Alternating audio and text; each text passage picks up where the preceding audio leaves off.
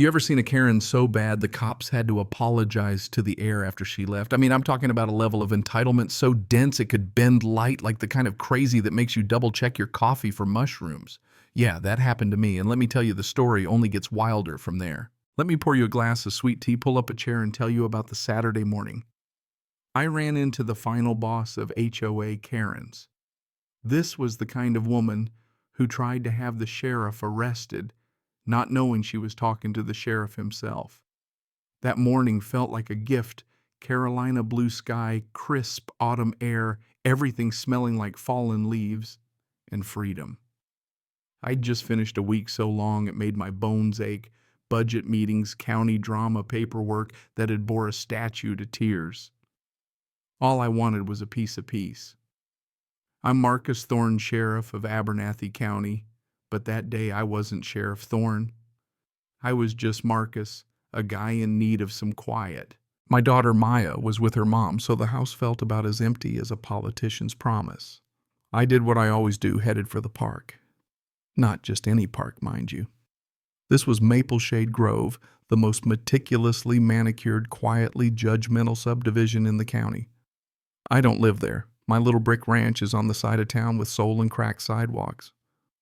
But Maya's best friend lived in Mapleshade, so I'd spent a lot of hours at that playground.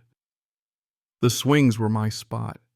You could sit there, drift back and forth, take in the duck pond, the gossip gazebo, and the endless rows of copy-paste houses with their perfectly green lawns. So there I was, off-duty, gray hoodie, jeans, old boots, and yes, my service weapon on my hip. North Carolina's open carry. It's legal, and honestly, after enough years as sheriff, you just don't leave home without it. The habit is a hard one to break. Responsibility never clocks out. The sun was on my face, the swing was squeaking that soft, familiar rhythm, and for the first time in a long time I felt my mind quiet down. I didn't even notice the doom approaching, riding not on a pale horse, but a pristine white golf cart with MSG Security stenciled in blue letters. That thing hummed up on the grass, ironic since that's probably breaking 6 HOA rules right there. Behind the wheel was a security guy who looked like he'd rather be anywhere else, but it was the passenger who caught my eye. A vision in Pepto-Bismol pink blazer slacks, spotless sneakers, and helmeted blonde hair, frozen in place by more product than a Walmart shelf. Her face, pure stern disapproval. She hopped off that cart with the stiff energy of someone who's never run for a bus in her life and just stared me down. 10 seconds, she just glared, scanning me up and down, making it real clear I was a problem in her perfect little world. And you know what? Years of dealing with the public told me my peaceful Saturday was toast. The final boss had entered the arena. The only sounds were the swing, a distant mower, and a tiny white dog panting in the cart, complete with a pink bow. At least the dog looked happy. She glided over sneakers, silent on the grass, hands on hips, lips pressed tight, just radiating judgment. Poor Gary, the security guard, didn't even get out. He stared straight ahead, praying for teleportation. I decided to break the ice training, you know. "Morning," I said, just nodding, still swinging. Her response, not a greeting, an accusation. "Are you a resident of Mapleshade Grove?" Voice high and tight, like she was about to snap a violin string. Not a real question. More like, "You don't look like you belong here." I've heard that one before. Trust me. "Just enjoying the park, ma'am," I said, all polite. Her eyes flicked to my hip and locked on my cig. She tensed up like she'd just seen a rattlesnake. "Is that a gun?" she whispered, all scandalized. I stopped swinging, planted my feet, and looked her in the eye. "No misunderstandings here." "Yes, ma'am, it is." "Yes." She was already building up outrage, searching her brain for rules, regulations, any way to turn me into a criminal in her head. To her, I was a scene from some primetime cop show gone bad, a stranger, a threat, not a neighbor or a dad or a lawman. "This is a private community," she announced, chest puffed out. "We have rules. There are children here." She gestured at an empty playground, 9:30 on a Saturday, no kids in sight. Just me, her, Gary, and the little dog who yipped as if agreeing. I tried logic, which was a rookie mistake. This is a public park, open, carries legal. not breaking any laws. That was the wrong thing to say. The word legal short-circuited her brain. Legality was irrelevant. Her comfort was all that mattered. "I am Barbara Coington," she declared, like that should mean something to me. "President of the Mapleshade Grove Homeowners Association. You're making the residents feel unsafe." Dramatic hand over heart. Unsafe. I've seen real fear. Talked folks off ledges, face down armed men, sat with grieving families. This wasn't fear, this was outrage, pure power trip. She was used to controlling her little world, and I was an unwelcome variable. "Ma'am, nobody's in danger," I told her a little firmer. "Just a man enjoying the morning." I thought about just leaving, but that would have meant letting her unfounded fear dictate where I could exist. My rights suddenly conditional on a pink blazer's approval. Nah, not today. So I stayed put, crossed my arms, leaned back, calm but unyielding. I'm not going anywhere. Her face turned red, clashing with that blazer. She gaped, then spun to Gary. "Do something. He's refusing to leave. He's loitering and he's armed." Poor Gary, caught between a rock and a hard place, climbed out, adjusted his too-tight shirt, and shuffled over like a man on his way to disarm a bomb. "Sir, the head of the HOA's asking you to leave," he mumbled, looking everywhere but at me. "And on what grounds, Gary?" I asked, gentle as I could. "She says, you're making people uncomfortable." I glanced at the empty park. "Gary, is anyone else even here?" "Are you uncomfortable?" He said nothing. Looked miserable. Barbara wasn't having it. She shoved herself between us. "He's with me, so his opinion doesn't matter. What matters is a strange man sitting in our park, openly displaying a deadly weapon and refusing to cooperate. You are a threat." She noticed a fallen "no parking" sign, pointed at it like she'd found a murder weapon. Vandalism. You probably did that too. It was almost impressive the way she weaved random details. A black man, a legal gun, a fallen sign into a tapestry of terror, all in her mind. "Ma'am, you are making some very serious and very false accusations.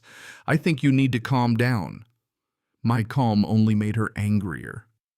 "I will not calm down," she shrieked. "I am a pillar of this community. I will protect it from people like you."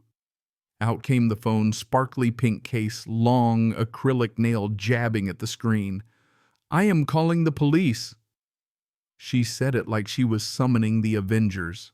She gave the dispatcher a performance man with a gun, aggressive, threatening emphasis on large black man sitting here, vandalized property, planning something terrible, armed and dangerous. Those are magic words. They turn a welfare check into a high-risk stop. I know I trained deputies on that. Now, I was the description on the call, not the sheriff. Gary looked sick. I gave him a small shake of my head. This wasn't on him. Barbara stood there smug as can be, arms crossed, tapping her foot, guardian of her perfect suburb. I mentally ran through the protocol, hands visible, announce you're armed. No sudden moves, survive the encounter. That's the talk my dad gave me. Now here I was, sheriff of the whole county, running it in my head. Irony so thick you could choke on it. 5 minutes passed, then 7. Sirens. 2 patrol cars rolled up my department, my people. They moved with urgency, not panic. Young Deputy Evans, bright-eyed rookie I'd sworn in, and Sergeant Gregg, 20-year vet, steady as they come, they took positions, hands on holsters. "Sir on the swing, keep your hands where I can see them," Gregg boomed, official cop voice. I slowly raised my hands, palms open. No threat. Evans circled wide, Gregg steady. "Sir, stand up very slowly." I did no sudden moves. Barbara was grinning ear to ear, her moment of glory. But she had no idea what was coming. "I'm going to ask you some questions," Gregg said, all business, but I caught a flicker of recognition in his eyes. He'd seen me in plain clothes before, but now protocol first. "What's your name?" "Marcus Thorne," I answered. That was it. The spark of recognition became realization. He couldn't break character, not yet. "Are you carrying weapons?" "Yes, Sergeant." "Sig Sauer, right hip." Evans tensed up, adrenaline pumping. Gregg stayed cool. Marcus, my deputy, will approach and secure your firearm. Don't reach for it. Understood. Crystal clear. Barbara couldn't hold it in. That's right. Get his gun. He's a menace. Greg shot her a look sharp enough to cut glass. Ma'am, please step back and remain silent. Evans approached, hands steady but a little shaky, undid the holster, cleared the weapon. Safety first. Then came the ID check. It's in my back right pocket, left hand only moving slow. Every movement narrated. I tossed the wallet on the grass. Evans picked it up. Driver's license, department ID, gold star, Sheriff Marcus Thorne. The rookie froze, realizing he'd just pointed a gun at his boss. Greg came over, looked at the ID, let out the longest sigh you ever heard. Sheriff, what in the Sam Hill is going on out here? Before I could answer, Barbara exploded. Why are you talking to him like that? He's the criminal. Arrest him. Greg pinched his nose, trying not to lose it. Ma'am, this is Sheriff Marcus Thorne, my boss. He held up the badge. For a beautiful moment, Barbara just stared, face drained, slack-jawed pink blazer, suddenly way too bright. Evans wanted to vanish.